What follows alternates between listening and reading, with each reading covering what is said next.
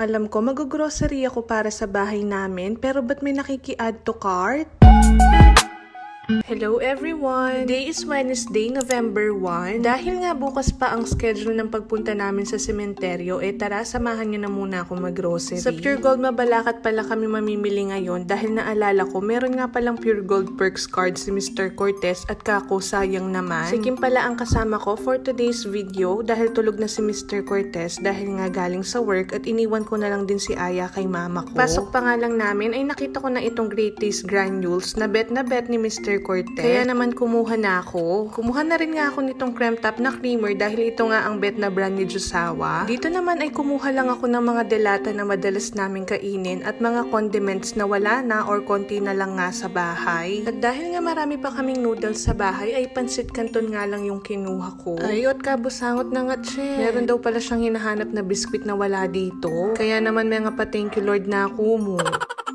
Add to cart na nga rin natin tong mga biskwit na madalas naming baunin ni Mr. Cortez kapag pumapasok. Ay, at ating maki-add to cart. Tignan nyo naman, hindi pa nga nakontento si ate girl at umisa pa nga.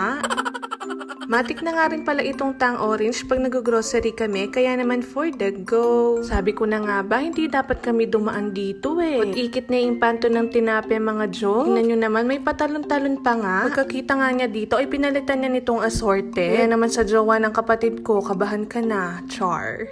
Ay nalagay, hindi ko sinasadya. Di raw niya sinasadya, nano, kabod na lang tumalon sa cart namin.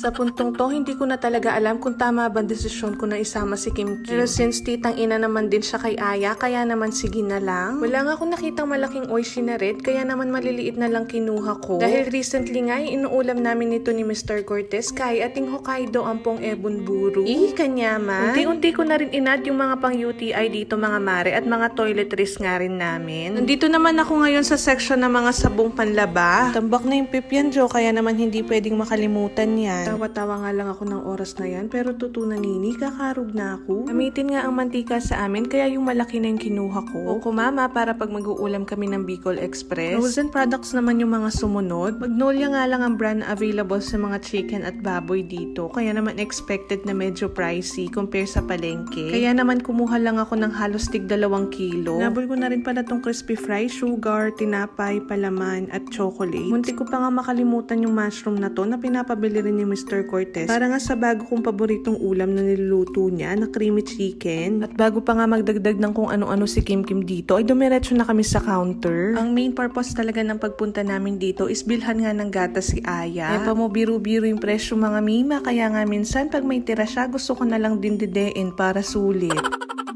Buti na lang talaga ay mixed breastfeed pa rin siya, kaya naman laking tipid pa rin. Pero in fairness naman kay Aya, sulit na sulit ng gatas niya dahil sobrang likot at nakikita ko talaga na madali niyang matutunan yung mga bagay. Malapit na rin nga siyang mag 1-year-old, kaya naman babalik kami sa pidya niya to ask kung anong advisable na gatas kay Aya. Kayo mga mi, anong gatas ng mga Junakis nyo after nilang mag 1-year-old? Comment nyo naman para may idea ang mima nyo. Ito na nga pala lahat ng napamili namin. Palagay nyo mga mare magkano total neto. Meron nga pala silang paraffle na madodoro daw sa November 17 at binigyan nga tayo ng 3 ganito. Meron pa nga tayong free na Rexona pero nakiyaman po mabulok kilikili Pagtapos ko ngang nag-fill out ay hinulog ko na dito sa box. TVJ, Bekeneme. Ay naku, pauwi na nga lang kami ay nabutan pa kami ng traffic. O siya, yun lang muna. Thank you for watching. Bye!